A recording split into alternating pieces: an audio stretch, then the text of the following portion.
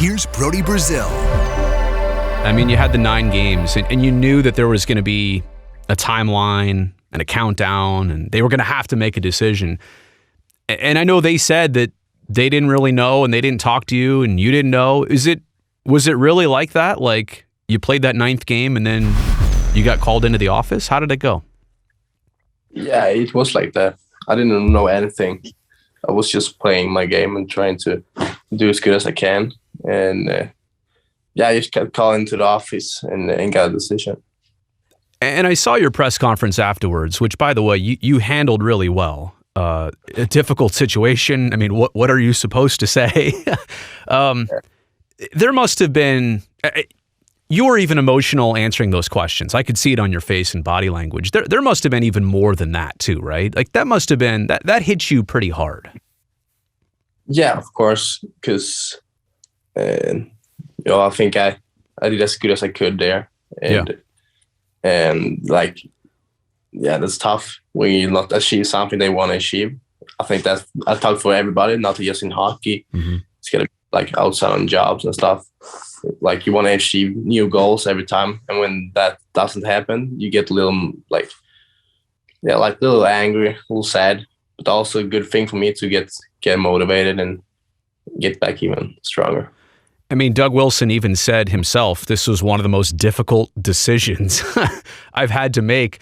You know, when it was explained to you what they were doing, why they were doing it, is it one of those things that makes more sense as time goes on to you? Of course, some things I'm taking with me and trying to focus on and get better on. And I think just the whole thing, get sent home was just that thing was a motivating thing for me. Just it was hard to get in some words there that it was saying. It just motivated me to get better. I mean, the fact that so many people were surprised by this, myself included, all of us in the Sharks broadcasting and media, we were like, oh, we didn't. I mean, the way you were playing, we thought it might be a full season for you. But I also understand even a guy did Logan talk to you? Logan Couture approached you? Yeah, I did. You don't need to say what he told you, but I mean, how did he make you feel in what he told you? He was just you can see that he is a great leader.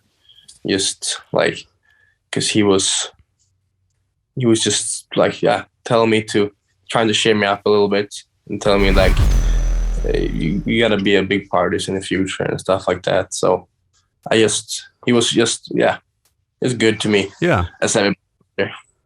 That's nice. And he just came right up to you. I mean, you didn't go find him. He came to you, which I think says a lot, right? Yeah, of course.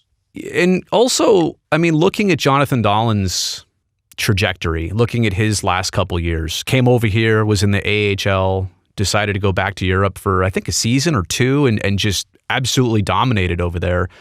Is there also a little bit of path that you can... you can see what he did and it makes this easier to kind of see a path for you? Can you feel like you can understand that better? Yeah, he's obviously done a fantastic path here and just getting back to Sweden and dominate. Right. But also I think everybody has different paths. So of course that's a motivating thing for me to see him play there and do as good as he done.